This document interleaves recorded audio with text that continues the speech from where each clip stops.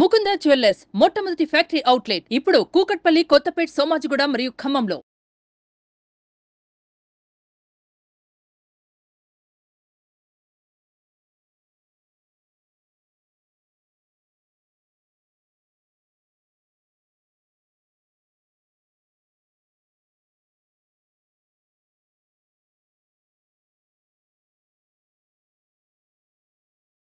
నమస్కారం అండి డాక్టర్ శ్రీ ఆచార్య అనంతకృష్ణ స్వామి గారు.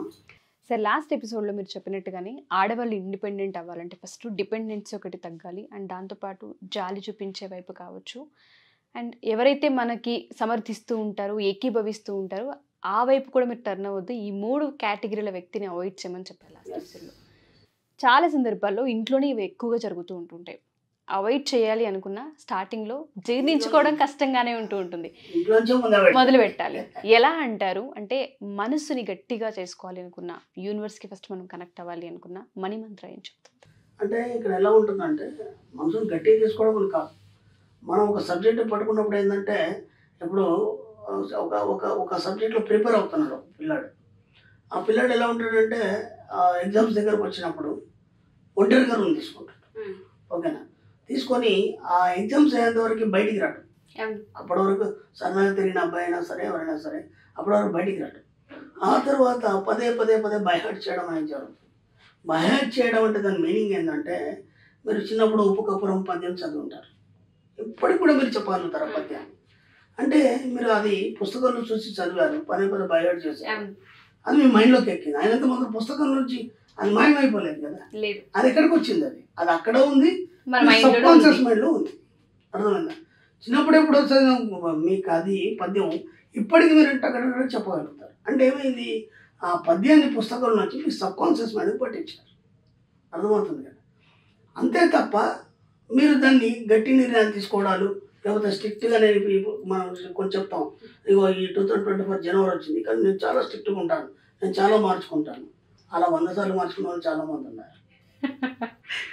ఒక వ్యక్తి ఆ సిగరెట్ తాగని నేను మానేస్తాను అన్నాడు, అప్పుడు అన్నాను మళ్ళీ స్టార్ట్ అయిపోయింది, మళ్ళీ నెక్స్ట్ ఇయర్ అన్నాడు. ఇట్లాంటి కొన్ని మనం ఎన్నో చూసుంటాం. ఇవన్నిటికి గట్టి నిర్ణయాలు తీసుకుంటే పని చేయాలి. నేను అనేది ఏంటంటే గట్టి నిర్ణయాలు తీసుకుంటే పని చేయాలి, సబ్ కాన్షియస్ మైండ్ పట్టేస్తే పని చేస్తుంది. ఎలా అంటారు? ఎలా అంటే ఇప్పుడు మీరు ఏదైతున్నారో ప్రతిదాన్ని కూడా ఇప్పుడు నేను ఏదైతే సబ్జెక్ట్లోకి వచ్చిన తర్వాత మీరు ఏమైతే నిర్ణయాలు తీసుకున్నారో మిమ్మల్ని సమర్థించారు వాళ్ళందరినీ మెల్లిగా వర్క్ చేయాలి. ఇక నుంచి ఏం చేయాలంటే మనం ఎవరేం చెప్పినా సరే, ఇప్పుడు మీ అమ్మను లేకపోతే ఇంకెవరన్నా అన్నారు, దానికి వ్యతిరేకంగా మనం మాట్లాడదు. దానికి ఏం చేయాలి ఏమంటే సరే అలాగే అగ్రి అవ్వద్దు, వాళ్ళని సాటిస్ఫై చేయాలి. నేను ఇంతకుముందు కూడా ఏం చెప్పానంటే మనం ఒక మాట మాట్లాడినప్పుడు ఎటు వ్యక్తి ఇంకో మాట మాట్లాడినప్పుడు అలా గొలుసు కట్టు విధానంలో ముందుకెళ్ళిపోతుంటాయి, మాటలు సాగదీయదు, మాటకు మాట పెరుగుతూ ఉంటాయి. ఏదో ఒకటి ఇప్పుడు మీరు తిన్నారంటే తిన్నాను, అయిపోయింది, అంతవరకు అయిపోయింది. మళ్ళీ ఏమంటే ఏం వండారు అనగానే ఇది వండాను, అది లేకుండే కూరగాయలు ఆయన పోయి తీసుకొచ్చాడు, ఈయన మా అమ్మ వచ్చేప్పుడు తీసుకొచ్చింది, ఇవన్నీ ఇదంతా అవసరం లేదు కదా. అంటే వీలైనంత మట్టికి మనం ఏం చేయాలంటే మన ఇంటి వ్యవహారాలు కానీ అంటే ఇతరుల వ్యవహారాలు కానీ వాటన్నిటి అవాయిడ్ చేసి మనం మన సబ్జెక్ట్లో కేవలం డబ్బు సంపద విషయం గురించి పెట్టుకున్నాం కాబట్టి ముందు మాటలు పొడిగించకుండా ఆపేసారు. అర్థమైంది? ఎవరు మాట్లాడినా ఏం చేసినా అందుకే మన సబ్జెక్ట్లో ఫస్ట్ నిశ్శబ్దాన్ని వహిస్తాం.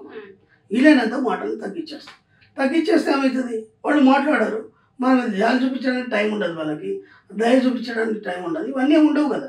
నువ్వు ఎన్ని స్టోరీ చెప్పినప్పుడు కదా ఎటువంటి మీద జాలి చూపిస్తావు, నువ్వేం చెప్పినప్పుడు ఏం చూపిస్తావు, ఛాన్సే లేదు. మీ గురించి మీ యొక్క వ్యక్తిత్వం గురించి మీరు ఏంటనేది వ్యక్తి పక్క వ్యక్తి కానీ ఎటు వ్యక్తి కానీ తెలవడానికి లేదు. అర్థమైందా? మన పర్సనల్స్ ఎవరికి చెప్పాలి. నేను మా సబ్జెక్ట్లో కొన్ని రూల్స్ ఉంటాయి, ఆ రూల్స్లో లాస్ట్ రూల్ ఒకటి ఉంటుంది, మీ యొక్క వ్యక్తిగత జీవితం గురించి ఇతరుల దగ్గర చర్చించవద్దు, ఎయిటి వాళ్ళ గురించి మీరు అడగద్దు. ఏం అవసరం ఉంది ఇంకా అక్కడ, ఏం అవసరం ఉంది అంటే ఇప్పుడు ఏమైందంటే అడగడంలో ఆ యొక్క సమస్య మనం సబ్ కాన్షియస్ మైండ్కి ఇచ్చి ఆ సమస్యను మనం కొని తెచ్చుకున్న వాళ్ళం అవుతాం. మనం చెప్పడం వల్ల కూడా ఏమవుతుందంటే మన ఎనర్జీ వేస్ట్ అవుతుంది. ఇలా మెల్లిమెల్లిగా ఏం చేయాలి, ఇంట్లో నుంచే ప్రయత్నం చేయాలి.